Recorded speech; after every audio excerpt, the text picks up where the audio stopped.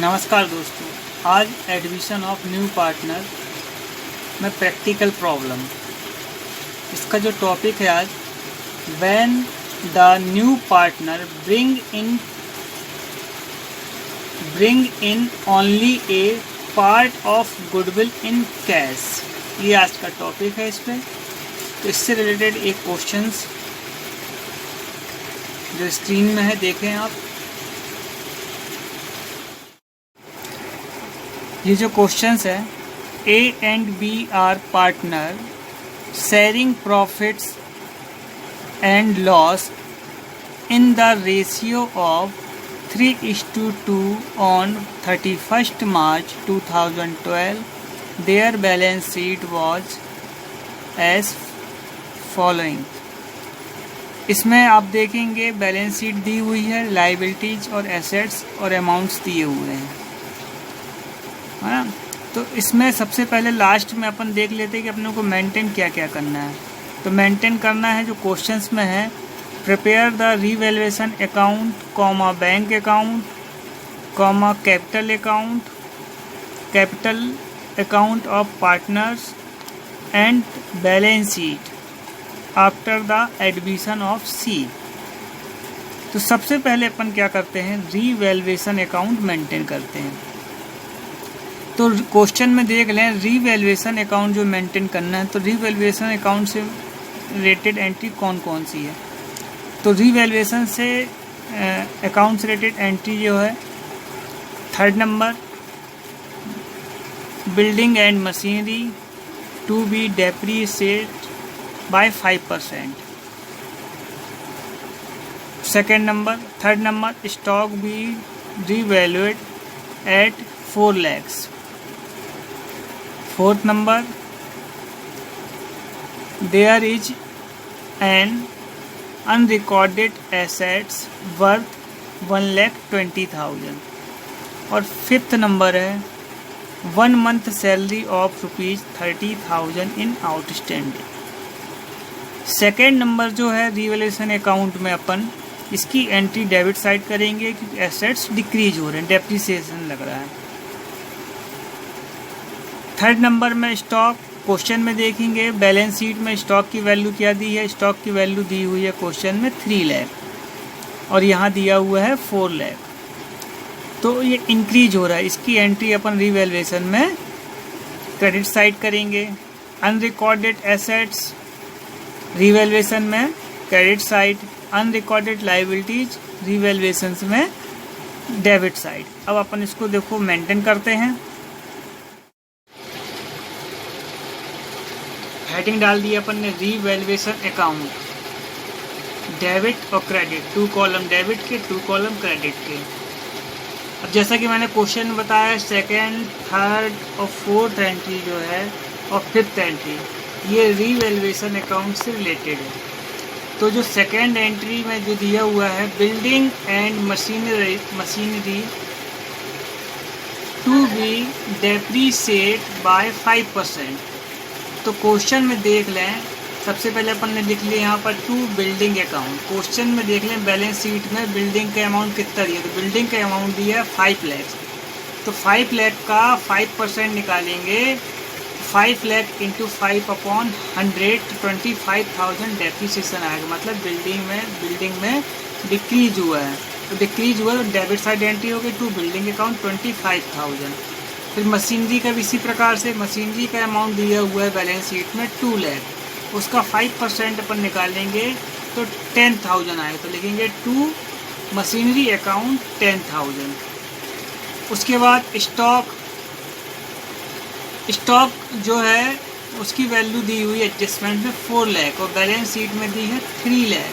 मतलब क्या हो रहा है कि 1 लाख इंक्रीज हो रहा है। तो इंक्रीज हो रहा है तो क्रेडिट साइड एंट्री करेंगे बाय स्टॉक अकाउंट, जितना इंक्रीज हुआ है तो इंक्रीज हुआ 1 लाख, तो लिखेंगे 1 lakh by stock account 1 lakh.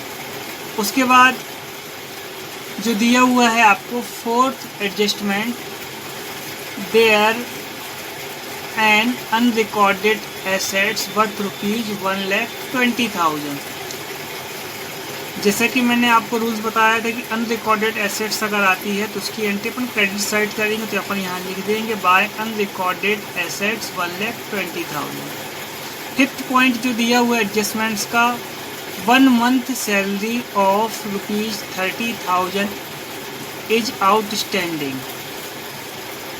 मतलब ये अनरिकॉर्डेड लाइबिलिटीज है, तो उसको अपन लिखेंगे इंक्रीज हो रही है, अनरिकॉर्डेड है, तो उसको अपन डेबिट साइड रिवैल्यूएशन अकाउंट में लिखेंगे टू आउटस्टैंडिंग सैलरी 30,000। उसके बाद अपन ने क्रेडिट टोटल किया तो ये 2,20,000 आ रहा है, और डेबिट के ये तीनों अमाउंट जो है लेस कर देंगे ऐड करके, तो ये जो हो रहे हैं आपके 75,000 हो रहा है, सॉरी 65,000। तो 2,20,000 में 65,000 लेस करेंगे तो ये प्रॉफिट आएगा 1,55,000। तो लिख लेंगे to profit transfer to capital account. अब ये 1,55,000 को जो ओल्ड पार्टनर ओल्ड रेशियो में डिस्ट्रीब्यूट होगा, तो ओल्ड रेशियो जो दिया है 3:2 ए और बी का दिया, तो 3:2 में डिस्ट्रीब्यूट कर देंगे, तो 1,55,000 इंटू 3/5 तो आ जाएगा ए का पार्ट, ए का शेयर 93,000। फिर जब बी का निकालेंगे तो 1,55,000 इंटू 2/5 तो ये आ जाएगा बी का शेयर 62,000। सबको अपन ने ऐड कर दिया तो ये हो गया 2,20,000। पार्टनर्स कैपिटल अकाउंट, सबसे पहले कॉलम खींच लेंगे, 4 कॉलम डेबिट के और 4 कॉलम क्रेडिट के। Particular A B C, particular A B और सी। सबसे पहले क्या करेंगे अपन, जो ओल्ड पार्टनर है उनकी कैपिटल अपन देखेंगे बैलेंस शीट में कितनी दी हुई है, तो उसको मेंटेन कर लेंगे अपन। तो लिखेंगे बाय बैलेंस ब्रॉट डाउन, तो बैलेंस शीट में जो दी हुई ए की कैपिटल 8 लाख दी है और बी की दी है 4 लाख। उसके बाद अपन क्वेश्चन देखें, जो एडजस्टमेंट का फर्स्ट पॉइंट है, C will bring in 5 lakh as capital, मतलब ये है कि जो सी है 5 लाख रुपए फर्म में लेकर आ रहा है, तो अपन एंट्री कर लेंगे credit side by bank account, C में 5 लाख। उसके बाद आगे लिखा है and 2 lakh as his share of goodwill, but he actually contributed only 1,20,000 towards goodwill। इसका मतलब यह है कि जो उसकी गुडविल है वो 2 लाख की है, लेकिन उसमें से जो है सिर्फ कैश में 1,20,000 ही सी लेकर आ रहा है। तो सबसे पहले अपन एक काम करते हैं, जो कैश में गुडविल लेकर आ रहा है उसकी एंट्री पुट कर लेते हैं bye premium for goodwill.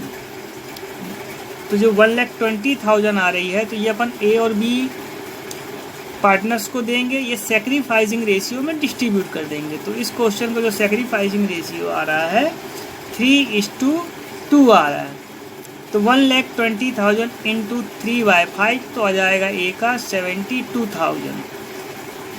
B का निकालेंगे अपन, तो 1,20,000 इंटू 2/5 तो 48,000 आ जाएगा। उसके बाद ये 2 लाख तो उसकी वैल्यूएशन है जो सी लेकर आ रहा है, उसमें से सिर्फ 1,20,000, तो बाकी जो बचा 80,000 वो सी के नाम से आएगा बाय सीज कैपिटल।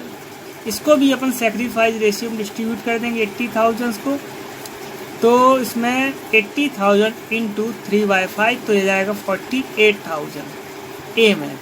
बी में 80,000 इंटू 2/5 तो ये जाएगा 32,000। अब क्वेश्चन में देख लें, जनरल रिजर्व दिया हुआ है, उसको ओल्ड पार्टनर ओल्ड रेशियो में डिस्ट्रीब्यूट कर देंगे, तो लिखेंगे bye general reserve. General reserve दिया 1,50,000, तो 1,50,000 इंटू 3/5 तो आ जाएगा 90,000 ए में। फिर बी के लिए निकालेंगे अपन, तो 1,50,000 इंटू 2/5 तो 60,000 आ जाएगा बी में। उसके बाद अपन देखें रीवैल्यूएशन में जो प्रॉफिट हुआ है डेबिट साइड आया, तो लिखेंगे by revaluation account credit side. A का आया है 93,000 और बी का आया है 62,000। अब क्वेश्चंस में देखेंगे एसेट साइड जो दिया हुआ है, फर्म की ओल्ड गुडविल दी गई है, तो उसको सबसे पहले अपन मेंटेन कर लेंगे डेबिट साइड। तो old goodwill old partner old ratio में डिस्ट्रीब्यूट कर देंगे। तो लिखेंगे यहाँ डेबिट साइड टू गुडविल। तो जो फर्म की गुडविल दी गई है उस पर ओल्ड गुडविल वो दिया हुआ 50,000, तो 50,000 को अपन ए और बी में डिस्ट्रीब्यूट कर देंगे ओल्ड रेशियो में। तो 50,000 इंटू 3/5, तो ए का जाएगा 30,000। इसी प्रकार से अपन निकालेंगे बी का 50,000 इंटू 2/5, तो आ जाएगा 20,000। ये तो ओल्ड गुडविल हो गई। उसके बाद अपन ये देखेंगे कि जो सी को 80,000 और देना है, जो क्रेडिट में है उसकी गुडविल का जो बैलेंस बचा हुआ है, वो अपन ए और बी में तो क्रेडिट साइड लिख दिए हैं। अब इतना अमाउंट जो है वो सी से लेंगे तो उसके अकाउंट से वो लेस होगा सी के अकाउंट से। तो यहाँ लिखेंगे अपन debit side to A's capital account 48,000, C से लेगा ए। फिर टू बीस कैपिटल अकाउंट 32,000, सी से लेगा। तो सी से इतना अमाउंट जो है 80,000 का लेस होगा। अब अपन बैलेंस निकाल लेंगे। सबसे पहले अपन सी का ही निकाल लेते हैं। सी का जो है क्रेडिट साइड टोटल आ रहा है 5 लाख, और ये अपन 80,000 लेस कर देंगे। 48 32 मिला के 80 हो रहा है, उसको लेस कर देंगे। तो ये बैलेंस जाएगा to balance carried down 1,20,000। Total किया तो इक्वल हो गया 5 लाख और 5 लाख। तो बी का निकाल लेते हैं। बी का जो क्रेडिट साइड टोटल आ रहा है 6,02,000, उसमें से अपन ने लेस किया ये 20,000, तो अपने बैलेंस आ रहा है 5,82,000। टोटल किया 6,02,000। ए का टोटल किया अपन ने 11,03,000, उसमें से अपन ने लेस किया 30,000, तो बैलेंस आएगा 10,73,000। टोटल किया ये आ गया आपका 11,03,000। इस प्रकार से कैपिटल अकाउंट जो है ये मेंटेन हो गया। अब बनाएंगे अपन बैंक के अकाउंट। हेडिंग डाल दिया अपन ने बैंक अकाउंट, कॉलम खींच लिए पर्टिकुलर अमाउंट 2 कॉलम्स डेबिट के 2 कॉलम्स क्रेडिट के हो गए। अब देखेंगे क्वेश्चंस में जो बैंक अकाउंट का बैलेंस दिया है कैश एट बैंक, वो दिया है 5,75,000, उसको अपन डेबिट साइड मेंटेन कर लेंगे। To balance brought down 5,75,000। उसके बाद जो सी जो अमाउंट लेकर आ रहा है उसको लिख लेंगे। वो देखें कैपिटल अकाउंट में अपन ने लिखा है वो 5 लाख का बैंक के नाम से लिखा क्रेडिट साइड, तो जब बैंक अकाउंट बनाएंगे तो उसको अपन डेबिट साइड लिखेंगे to C's capital account 5 lakh.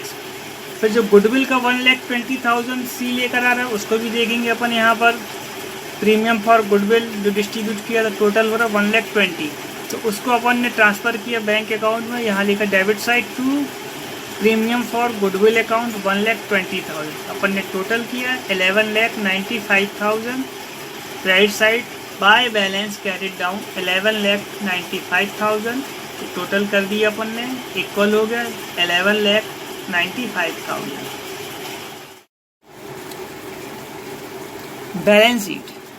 Balance sheet of new firm as at 1 April 2012। Column खींच लिए 2 कॉलम, मतलब पहला कॉलम जो first column liabilities, second amount, फिर यहाँ पर जो दिया एसेट्स अमाउंट। सबसे पहले अपन लाइबिलिटी साइड कंप्लीट कर लेते हैं। तो क्वेश्चन में अपन कैपिटल अकाउंट देखेंगे, जो अपन ने सॉल्यूशंस किया उसमें पार्टनर्स कैपिटल अकाउंट जो मेंटेन किया उसमें देखेंगे अपन कि उसका जो debit side to balance carried down आया कितना है, तो वो कैपिटल अपन यहाँ मेंटेन कर लेंगे। तो ए का आया है 10,73,000, बी का आया है 5,82,000, सी का आया है 4,20,000। इन तीनों को ऐड कर दिया 20,75,000 आ गया। उसके बाद क्वेश्चन में जो बैलेंस शीट दी है उसमें देखेंगे, तो बैलेंस शीट में जो सबसे पहले बिल्स पेबल दिया हुआ है तो लिख लेंगे बिल्स पेबल 1 लाख। क्रेडिटर्स दिए हुए हैं क्वेश्चन में बैलेंस शीट में 2,50,000। अनरिकॉर्डेड जो लाइबिलिटीज़ दी हुई है आउटस्टैंडिंग, सैलरी दी हुई एडजस्टमेंट्स में, उसको लिख लेंगे 30,000। उसके बाद अपन एसेट्स में देख लेंगे। जो बैलेंस शीट क्वेश्चन में दी हुई है तो उसमें कैश इन हैंड जो दिया हुआ है 25,000, तो एसेट्स निकलेंगे cash in hand 25,000। Cash at bank, अपन ने बैंक अकाउंट मेंटेन किया है, तो बैंक अकाउंट में देखेंगे आप क्रेडिट साइड जो बैलेंस कैरिड डाउन आया है, बाय बैलेंस कैरिड डाउन 11,95,000, तो अपन एसेट्स में लिख लेंगे कैश एट बैंक में 11,95,000। फिर क्वेश्चंस में अपन देखेंगे जो स्टॉक की वैल्यू दी गई थी बैलेंस शीट में 3 लाख दी थी, एडजस्टमेंट्स में जो है इंक्रीज हुआ है 1 लाख, तो इंक्रीज अपन ऐड कर देंगे तो स्टॉक हो गया 4 लाख। डेप्टर्स में कोई इंक्रीज डिक्रीज नहीं हुआ है, बैलेंस शीट में 50,000 दिया तो 50,000 लिख लेंगे। बिल्डिंग में डेप्रीसिएशन है तो लिखा अपन ने building 5 lakh less depreciation 25,000, less करने के बाद 4,75,000।